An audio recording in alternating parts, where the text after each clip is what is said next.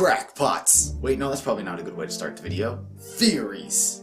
It's not so great either, but we're just gonna roll with it. RWBY has many theories, and if you follow my channel, chances are you've probably heard a couple of them. There are some pretty solid theories that exist out in the RWBY fanbase, but then there are some that are just so crazy, so random, so nonsensical, that the entirety of the theory is usually based around one specific thing that happened. So today I've decided to go through 5 of the craziest theories that I could find. So, let's start with number 1.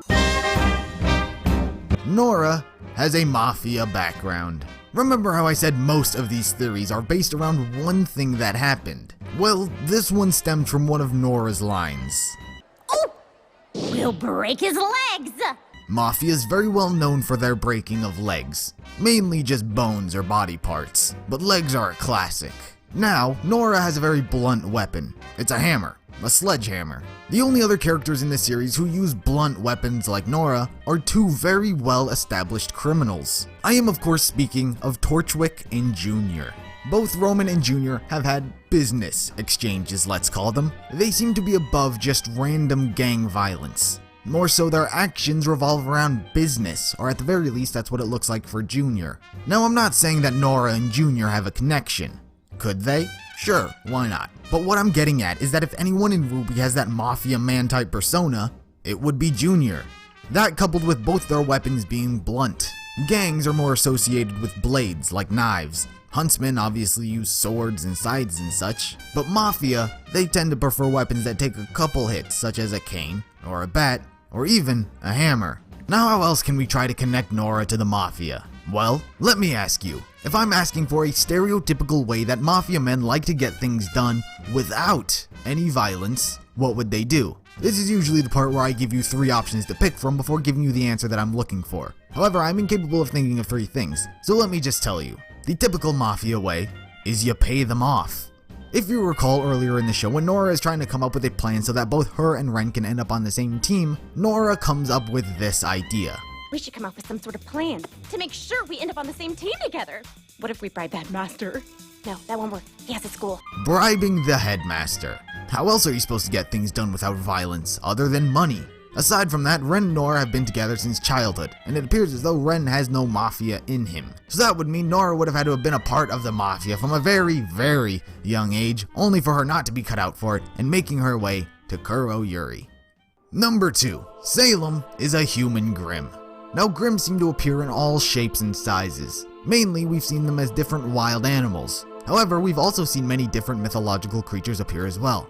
Beowulfs, dragons, you know what I mean. Well, what's to stop anyone from making a human Grimm? Humans are just as much animals as any other species. We're just a little more intelligent. Oobleck has also said that the longer a Grimm have lived, the wiser and stronger they are. It might very well explain why Salem is so knowledgeable about everything. We can presume Salem has lived for quite a while, getting more intelligent and stronger as time has went on. It may also explain why Cinder is so comfortable around Grimm. She's associated herself with Salem, the biggest and baddest of Grimm. The other ones just don't scare her. It may also be why Salem lives in what appears to be a birthing ground of Grimm. This theory is a little less information we can theorize about compared to the other ones on this list. But hey, it could be a thing. Number 3. Penny's return and joining of Team Juniper. Now, I myself am not exactly for the return of Penny. I would be more so fine with it if it weren't the same Penny. If Penny were to be rebuilt, I'm fine with that. If it looked exactly the same as Penny, I'm fine with that. If it sounded exactly the same as Penny, I'm fine with that. So long as it's not the same Penny. Alright, my opinion's getting in the way of the theory. Now, this actually piqued my interest a lot because everything kinda just makes sense. RWBY isn't gonna stay a part of Team Ranger forever. She's gonna go back with Team RWBY eventually, so what are the rest of Team Juniper gonna do? They've lost the P. Without Pyrrha, they're just Junior. Unless they replace the P. Penny, having been built once, I believe can be built again. Penny also never exactly had a team. There was Ciel Soleil, but she was more so just a bodyguard. And if Penny is built a new life, well, Juniper's missing a P. And honestly, I would love to see Penny's dynamic mixed with the rest of a team. Also, Pyrrha kinda killed Penny, so it's only fair that she would be taking the place of Pyrrha.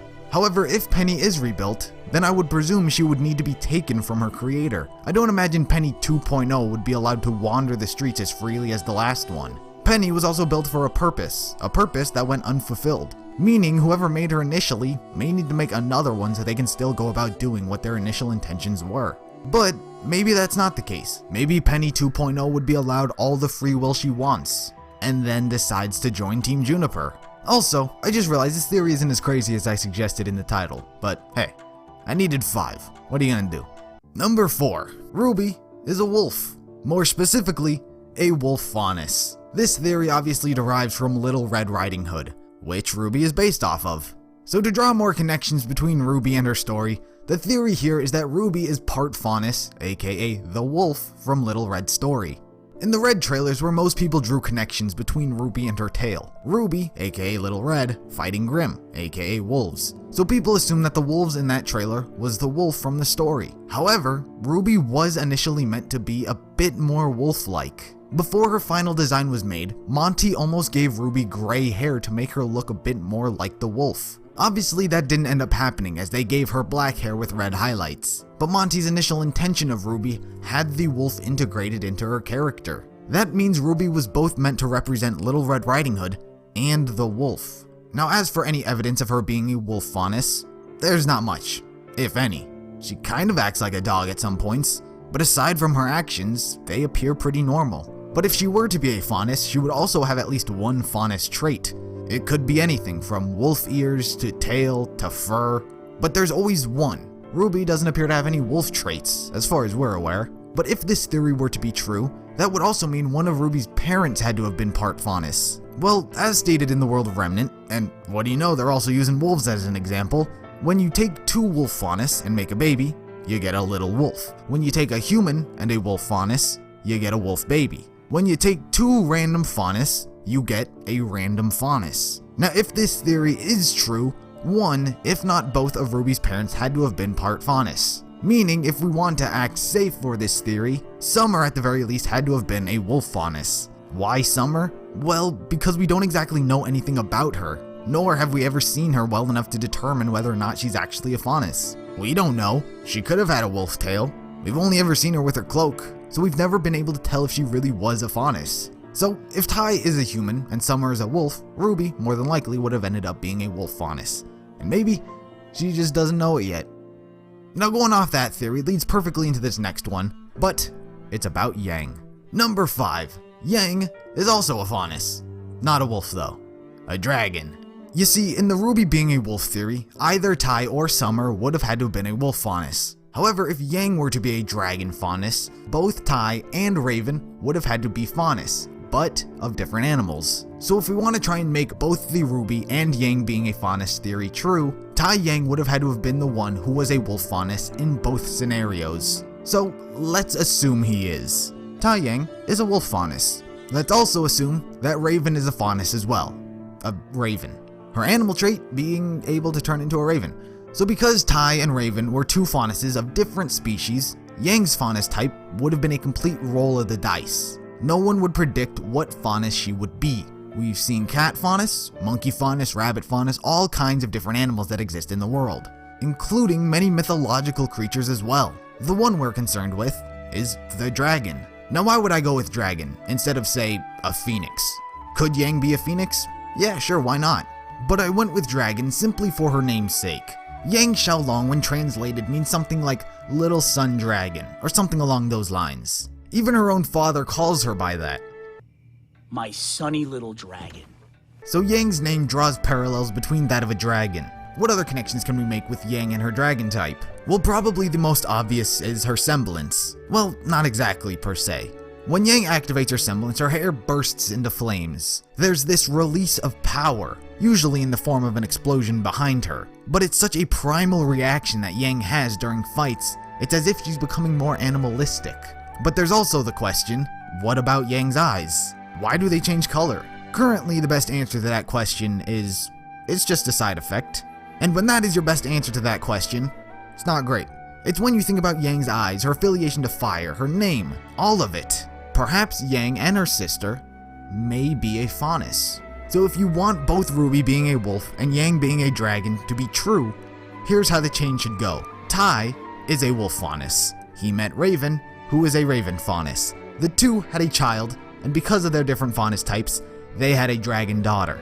Raven then left, and in came Summer, a human. Tai and Summer had a kid, and because Tai's wolf gene is unopposed, RWBY was born a wolf faunus as well. That is how that chain should go if you choose to believe those two theories. Now if you believe any of these on this list, you've got quite the open mind, might I say. And if I'm being honest, I actually am a fan of RWBY being a wolf and Yang being a dragon, no matter how outrageous the two may sound. It seems though it would be a little overpowered if RWBY was a silver-eyed warrior and also a wolf faunus, but I'm cool with it. Now, there are some wide nets being casted to try and solidify any of these, but you miss 100% of the shots you don't take. Someone said that and I don't know who. But let me know if you believe any of these theories in the comments below, or if you have your own super crazy theory that makes no sense whatsoever. You might as well throw it out there because, who knows, you may be right.